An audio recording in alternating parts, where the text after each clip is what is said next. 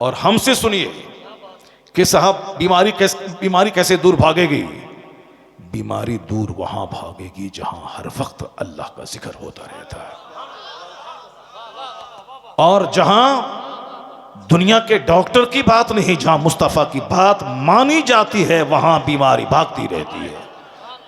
Medina Taiba में आका अलैहिस्सलाम के पास मिस्र का बादशाह एक डॉक्टर को भेजा था और दूसरा भी तोहफा भेजा था कि आका सरकार इस गुलाम का तोहफा कबूल कर लीजिए। आका अलैहिस्सलाम ने दूसरा तोहफा तो कबूल कर लिया, लेकिन डॉक्टर को यह कहते हुए वापस कर दिया कि डॉक्टर की मदीने को हाजत नहीं है, क्योंकि हमारे यहाँ बीमार ही कम पड़ते हैं, हमारे यहाँ बीमार कम पड़ते हैं लोग, इसलिए तबीब की हाजत नहीं है। अब कम क्यों पड़ते हैं? आका फरमाते चूंकि हमारे लोग जब भूख लगती है तब खाते हैं, और अभी भूख बाकी रहती है खाना छोड़ देते हैं। एक जबरदस्त फॉर्मूला है बीमारी से बहुत हद तक बचने का।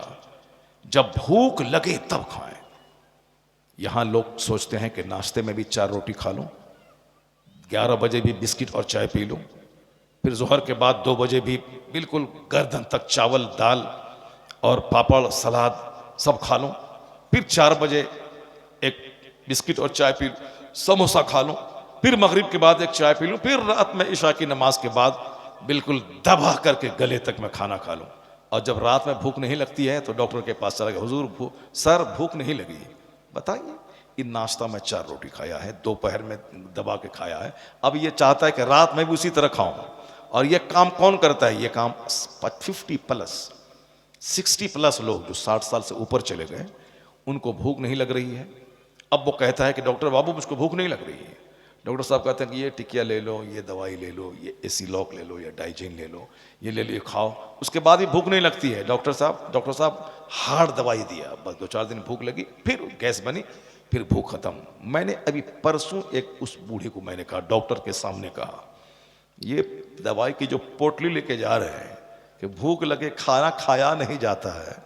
मैंने कहा अगर जीना चाहते हैं तो सिर्फ 2 टाइम खाइए, एक सुबह नाश्ते में खाइए और फिर रात में खाइए। दोपहर में भूख लगे तो एक बिस्किट ले लीजिए, बाकी यहां तक दबा के मत खाइए, सिर्फ 2 टाइम खाइए। अभी 70 साल की उम्र में जो आप चाहते हैं कि 25 साल वाली ताकत रहे, मैं खा लूं 10 रोटी।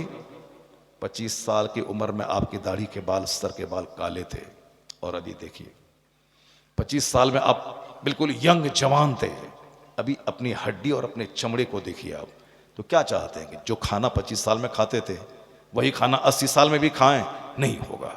एक बहुत बड़े बुजुर्ग ने कहा, अल्हम्दुलिल्लाह मैं सेहतमंद हूं उस 70-80 साल की उम्र में भी। मैंने कहा राज क्या है? कहा राज है ज्यादा भूखा रहना, राज है ज्यादा भूखा रहना। सेहतमंद रहने का फॉर्मूला है कम खाना।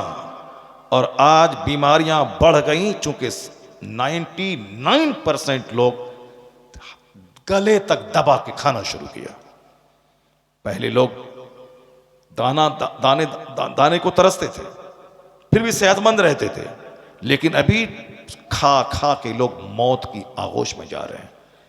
आका अलैहिस्सलाम ने क्या कहा कि मदीने में डॉक्टर की जरूरत नहीं है। क्यों? हमारे लोगों को जब भूख लगती है तब खाते हैं। यह 3 टाइम फॉर्मूला यह हमारा और आपका बनाया हुआ है, नाश्ता, दोपहर, रात, ये हमारा और आपका बनाया हुआ है। और इस्लाम का फॉर्मूला है कि भूख लगे तब खाओ। अब भूख रहे अभी तो खाना छोड़ दो। जैसे अभी और भी 4 रोटी खा सकते हैं तो 4 रोटी खाने के बाद ही स्टॉप कर दो। अगर 4 रोटी की जगह है तो 2 खाओ, उसके बाद स्टॉप कर दो। यह है सेहतमंद रहने का नुस्खा।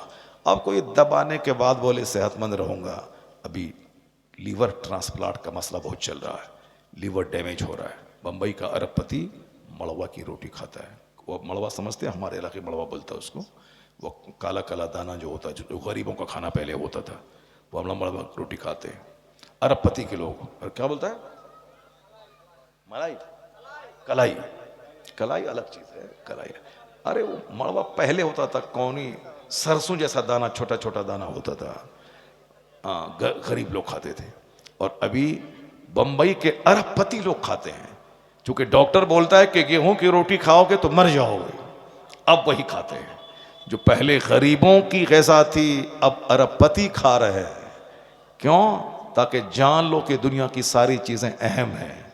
किसी को हकीर मत समझना, गरीबों को गरीब मत समझना। मुमकिन है कि गरीबों की रोटी तुमको खानी पड़े दौलतों की मौजूदगी में।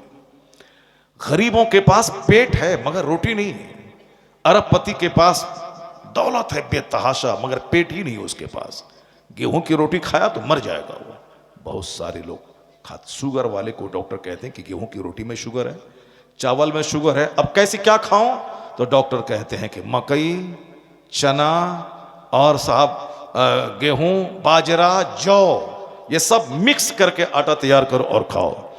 इस्लाम तमाम बिंदुओं पे बहस करता है। इस्लाम सिर्फ नमाज पढ़ने नहीं कहता है।